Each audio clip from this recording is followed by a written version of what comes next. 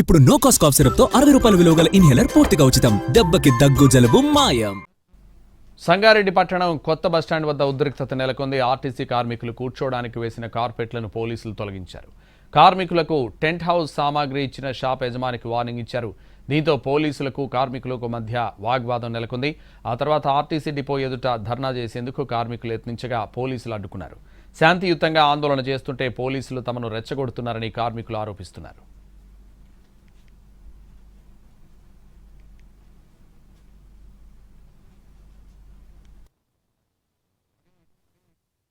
కార్మికుల సమ్మె మూడో రోజు అయితే కొనసాగుతుంది. సంగారెడ్డి బస్టాండ్ వద్ద అయితే కాసేపు ఉద్రిక్తత నెలకొంది. శాంతియుతంగా ఆందోళన చేస్తున్నటువంటి ఆర్టీసీ కార్మికులను అయితే పోలీసులు చెదరగొట్టే ప్రయత్నం చేయడంతో మాట్లాడడంలో ఇటు ఆర్టీసీ కార్మికులు అలాగే ఇటు పోలీసుల మధ్య అయితే వాగ్వాదం తోపులాట జరిగింది. ప్రస్తుతం మనతో ఆర్టీసీ కార్మికులు ఉన్నారు. ఒకసారి వారితో మాట్లాడే ప్రయత్నం ఏమైందంటే అసలు మీకు పోలీసులకు ఏమైంది?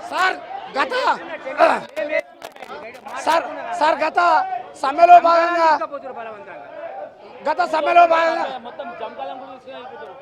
సార్ మీడియా మిత్రులకు నమస్కారం.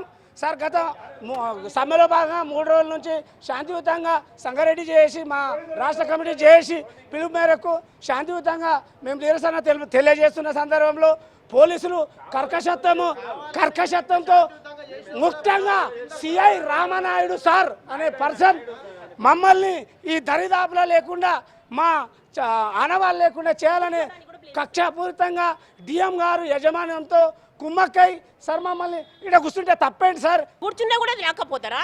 పోలీస్ జులుము నశించాలి. పోలీస్ వ్యవస్థ మాకు నచ్చట్లేదు. అసలు మేము శాంతియుతంగా చేసుకుంటాం సార్. ఇన్ని రోజులు 3 రోజుల నుంచి శాంతియుతంగా చేస్తున్నాం. ఇదేంటి సార్ దౌర్జన్యము? పోలీసులు ఇంత దౌర్జన్యమా? అసలు మాకు తినే ఫుడ్ కూడా లాకుంటారు. రేపైతే తినే ఫుడ్ కూడా లాకుంటారు. ఇది ఖచ్చితంగా మేము రోజు 24 గంటలు రేగుల డబ్బాల డ్యూటీ చేస్తున్నాము. ఆ ఎండనే కాదు మాకు ఇది కూడా నీడ కూడా లాకుంటారు వీళ్ళు. ఇదేంటి సార్ దౌర్జన్యం? పోలీస్ జులుము నశించాలి. చేసిన కార్పెట్ తీసేస్తారు సార్ వాళ్ళు. మేము 3 రోజుల నుంచి శాంతియుతంగా చేస్తున్నాం సమ్మె. మీ ద్వారా నేను మా ఆర్టిస్ట్ తరఫున మా జేఏ తరఫున ప్రధానమైన డిమాండ్లను మాకు సమ్మె చేయాలని షోకి లేదు సార్. ఒకటేంటంటే మా ప్రధానమైన డిమాండ్లు ఏవైతున్నాయో ముఖ్యంగా 3, అది ఆర్టీసీని ప్రభుత్వంలో విలీనం చేయాలి. బేషరతుగా మీరు భేషజాలకు పోకుండా అయ్యా సీఎం గారు మీరు అంటుంటారు నేను ఊకనే రాలే బిడ్డ కూర్చున్న సీటు అని. మమ్మల్ని దొక్కితేస్తా సార్ నీకు.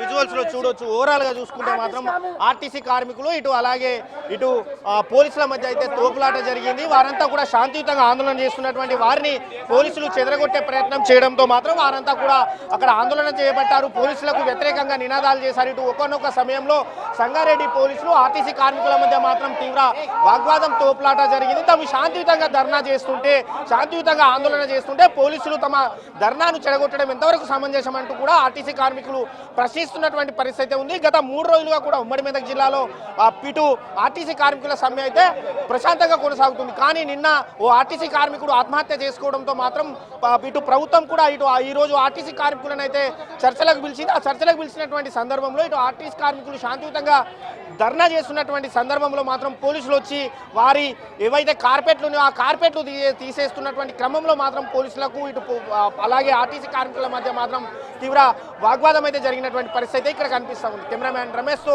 శ్రీనివాస్, ఎన్టీవీ, ఉమ్మడి మెదక్ జిల్లా.